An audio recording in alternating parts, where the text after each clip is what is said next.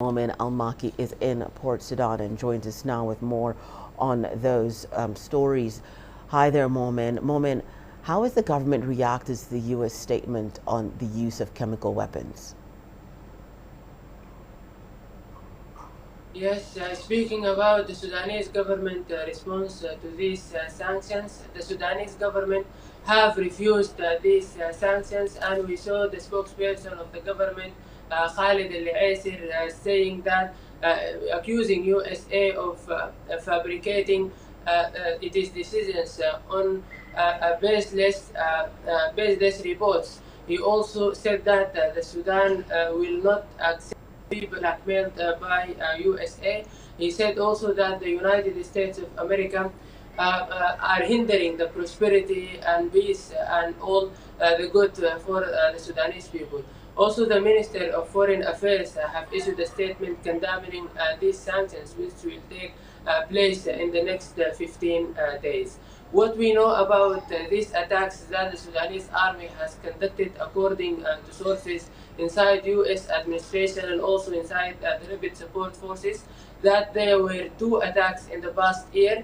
One of them was at the end of the year in Shangal Tobai area, south of Al-Fashir, the capital of North Darfur state. At that time, the spokesperson of RSF had accused the army of using chemical weapons and called the international community to interfere.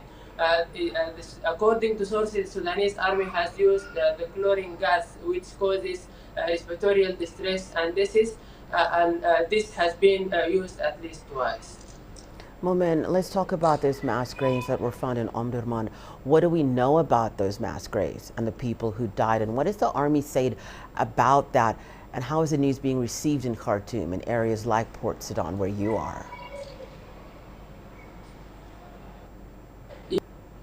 The mass graves, the Sudanese army, after liberating the southern areas of Omdurman and announcing Khartoum capital as free from RSF, found a mass grave and that belongs to the RSF inside this detention center, or which is a Salha school. Was more than 600 people inside this detention center. Behind the detention center was a mass grave containing more than 465 prisoners, which were killed under torture and under medical and food neglection inside this detention center. This isn't new. The army has discovered many mass graves since it has captured the Khartoum capital. One of them was in Garri, containing 550 bodies inside it.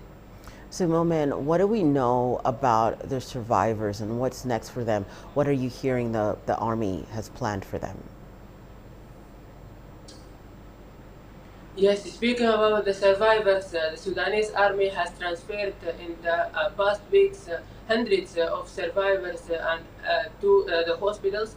The survivors from this detention center in particular in Al-Raiha has been hospitalized in a no hospital, where the government has made a department specialized on the captured and on the prisoners. Since the army has begun to take control over Khartoum, hundreds and thousands of prisoners hospitalized in this department in particular. Right now, hundreds of these prisoners are taking medical care inside this department. Also, a number of those who have been freed up by the Sudanese army had been delivered safely to their families in Khartoum and also outside Khartoum.